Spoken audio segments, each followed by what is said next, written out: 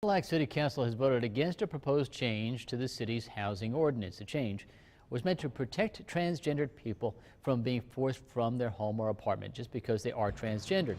And Fox 11's Alex Rinaldo has balanced coverage.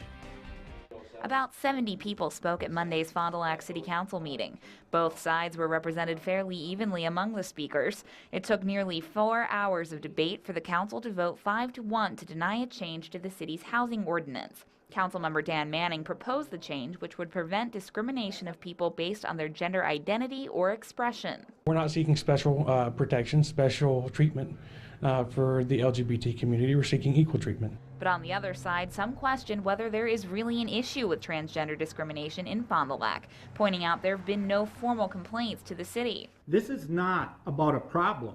This is about an agenda. There's no protections, and if someone has a problem with it, they don't know who to go to. They don't know where to turn because there's nothing that can be done about it. Another argument against changing the ordinance is that there is already protection based on gender or sexual orientation. Manning says the Federal Department of Housing and Urban Development does advise cities to protect transgendered people under those categories. That's all it is guidance. It's not a law. It's not a state or federal law or city ordinance. Many express concerns that changing the ordinance is itself discrimination against others, that this would open the door to future changes like allowing people to use restrooms meant for the opposite gender. Including landlords, neighbors, patrons, businesses, and churches, along with women and children whose safety and innocence will be compromised. You are discriminating against them based on their religious beliefs that they would somehow discriminate.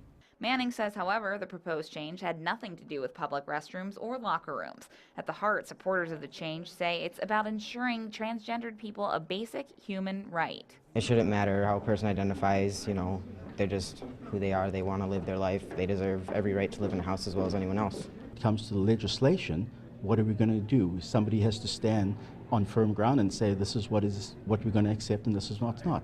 In Fond du Lac, Alex Rinaldo, Fox 11 News. Manning says he will continue to educate the public about his proposal despite its defeat. He says he will bring it back for a vote in the future.